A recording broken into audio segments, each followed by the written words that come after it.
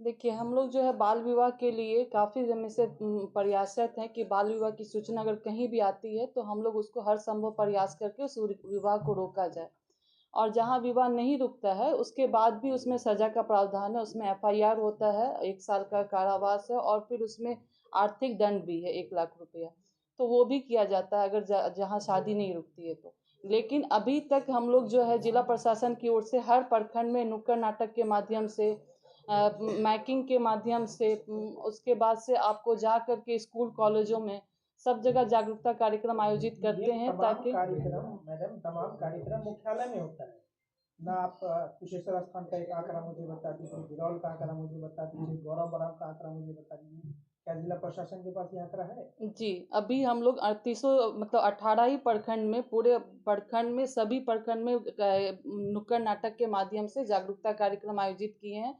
जहाँ का आपको जिला प्रशासन की तरफ से एक नुक्कड़ नाटक आयोजित किया गया है जिसमें भ्रूण हत्या, बाल विवाह से जो भी समस्या या महिला अत्याचार हो या बालिकाओं के साथ किसी तरह का कोई शोषण हो रहा है, उस पे सभी विषयों पे नुक्कड़ नाटक आयोजित किया गया।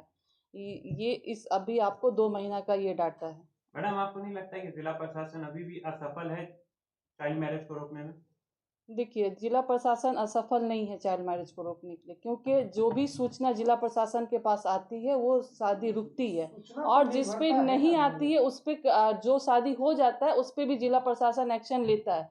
लेकिन ज़रूरत है गार्जियन को जागरूक होने के लिए, परिवार को, समाज को जागरूक होने के लिए, क्योंकि ये किसी जिला प्रशासन का सिर्फ काम नहीं है, ये एक हर व्यक्ति का दायित्व है, ये एक सामाजिक बुराई है कि इसको आपको मिटाना है। हर आदमी को अवेयर होना है कि 18 साल से कम उम्र की लड़की का और 21 साल से कम उम्र के लड़के का शादी नहीं होना है। ये लोग हर जानते हुए भी बहुत लोग जानबूझ के कानून को हाथ में लेकर के कानून का उल्लंघन करते हैं। लेकिन जिस तरह से ग्रामीण क्षेत्र में ये बात फैली हुई है कि लड़की की उम्र अगर ज़्यादा होगी तो वह किसी के साथ भाग जाएगी जो प्रेम प्रसंग में पड़ जाती है, तो वो जल्दी से बाल विवाह करा देते हैं। तो सरकार इतनी मुहिम चलाती है उन लड़कियों के लिए, लेकिन फिर भी जो है गार्जियन नहीं मानते, तो उन लोगों को किस तरह से सरकार मनाने की कोशिश कर रही है? देखिए, उसका बस एक ही उद्देश्य है कि जागरूकता किया जाए सबको, मतलब एक एक आदमी को तो जागरूक नहीं किया जा सकता, लेकिन उसके लिए हर स्तर पे, स्कूल के स्तर पे, पंचायत स्तर पे, आंगनबाड़ी सेविका, इसको मतलब ऐसे आशा कार्यकर्ता, सभी लोग अपने स्तर से जागरूकता कार्यक्रम आयोजित करते हैं कि उनके हेल्थ पे भी असर होता है, सुरक्षा के दृष्टिकोण से भी उन पे असर होता है। अगर किसी बच्ची का बाल विवाह होता है तो कम एज में माँ बनती है तो मातृ मृत्यु दर और बच्चे की मृत्यु दर में भी इजाफा होता है। तो ये सारी चीज़ हम लोग जानकारी दें, लेकिन ये चीज़ जो है कि अपवाद में है कि भाग जाती है, ये जो भी चीज़ है, एक दो ऐसा केस है, उस केस में भी उस विवाह को शून्य माना जाता है। 18 साल से कम उम्र में अगर कोई विवाह भी होता है तो उसको शून्य माना जाता है। बताया जाए किस उद्देश्य से आज प्रेस कॉन्फ्रेंस आयोजित किया गया है?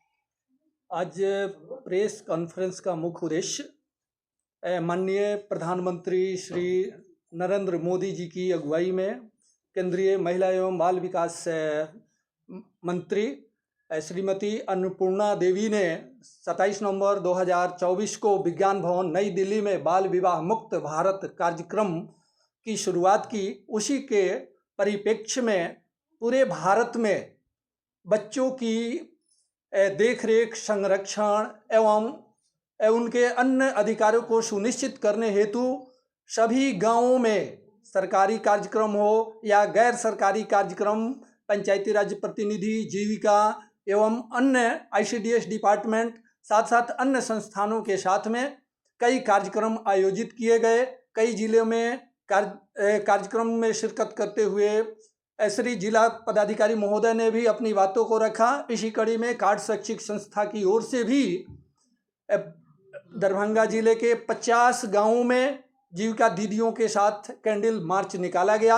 इस कार्यक्रम का मुख्य उद्देश्य बाल विवाह के प्रति लोगों को जागरूक करना, ताकि बच्चे सुरक्षित हों, बच्चियां विशेष करके, और 2006 में बने हुए जो कानून है बाल विवाह प्रतिषेध अधिनियम 2006, उसका पूर्ण रूप से लागू तो है ही, लेकिन लोगों के बीच जागरूकता नहीं है। इस जागरूकता को एक से एक मिलकर के, कंधा से कंधा मिला करके, माउथ पब्लिसिटी हो, पंपलेट प्रिंटिंग हो या जैसे भी हो, उस कार्यक्रम को सफल बनाएं।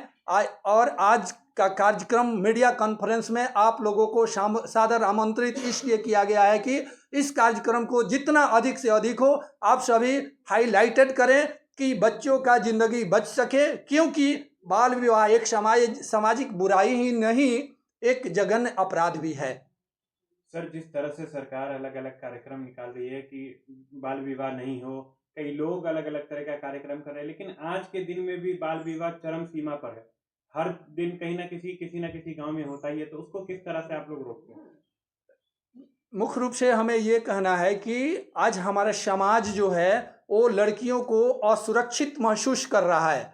हम जब कैंडल मार्च कर रहे थे तो उसमें कई महिलाओं ने कहा कि 12 वर्ष की उम्र में ही लड़कियां भाग जाती है, लड़के भाग जाते हैं, हमारे सिर का पगड़ी जो है वो नीचे गिर जाता है। इसलिए अधिक जागरूकता की जरूरत है। जब लड़कियां खुद शिक्षित होंगे, बच्चे जब शिक्षित होंगे, अपने पैर पर खड़ा होंगे, और अभिभावकों को भी खुल करके आने की जरूरत है। इसीलिए बिहार में जब देखते हैं मुख्यमंत्री छात्रवृत्ति योजना की बात करते हैं, लड़कियों के शिक्षा को बढ़ावा देने के लिए बात करते हैं। जब लड़कियां मैट्रिक पास करती है, इंटर पास करती है और ग्रेजुएशन करती है तो ग्रेजुएशन में उनको 50,000 रुपये मिलते हैं। और साथ साथ हम लोग कोशिश कर रहे हैं कि व्यापक ढंग से प्रचार प्रसार हो और बालिकाओं को स्वास्थ्य और शिक्षा के क्षेत्र में मजबूत किया जाए। एक आंकड़े के हिसाब से ये मुझे बताइए कि जिला प्रशासन का क्या सहयोग अभी तक आपको मिला है, दरभंगा जिला प्रशासन?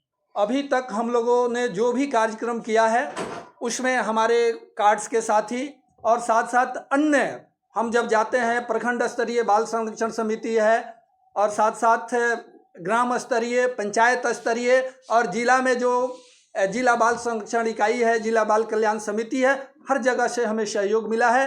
कंधा से कंधा मिला करके हम सभी कार्यक्रमों को मूर्त रूप दे रहे हैं। लेकिन जब हम गांव में जाते हैं तो देखते हैं कि वहां पर अभी भी हमारी रूढ़िवादी सोच जो है उससे ऊपर उठ करके बहुत से अभिभावक अभी नहीं निकले हैं। इसलिए अधिक से अधिक प्रशासन, स्वयंसेवी संगठन और साथ साथ अन्य समाज के जो जुझारू व्यक्ति हैं, वो PRI मेंबर हों या शिक्षाविद हों, इन सबों को कंधा से कंधा मिला करके बाल विवाह रूपी कोड को बाहर निकालने की जरूरत है ताकि बच्चों की जिंदगी संरक्षित हो सके। सवाल का उत्तर नहीं हुआ सर। सवाल ये है कि स्वयंसेवी संस्था जितनी मेहनत लगातार कर रही है, जिला प्रशासन कितनी मदद आपको कर रही है?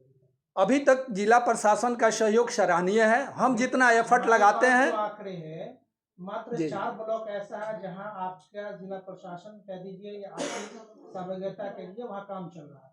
बाकी 14 ब्लॉक या कह दीजिए 16 ब्लॉक ऐसे हैं तो नगण्य है, वहां धड़ल्ले से बाल विवाह हो रहे हैं। तो कहीं ना कहीं जिला प्रशासन की निष्क्रियता नहीं है। देखिए इसमें दो, अगर हम देखते हैं तो 2 लेवल की बातें होती है। एक होता है कानून का बनना, दूसरा होता है उसको भूपटल पर उतारना। कानून तो बन गया, भूपटल पर उतारने में काफ़ी परेशानियों का सामना करना पड़ रहा है। इसलिए कि जब बाल विवाह होने की स्थिति में उस समय अगर हम बात करते हैं कि जब थाना की भी बात आती है तो उसमें सहयोग मिलता है, ऐसा नहीं है कि नहीं मिलता है, कहीं कहीं सहयोग नहीं भी मिलता है।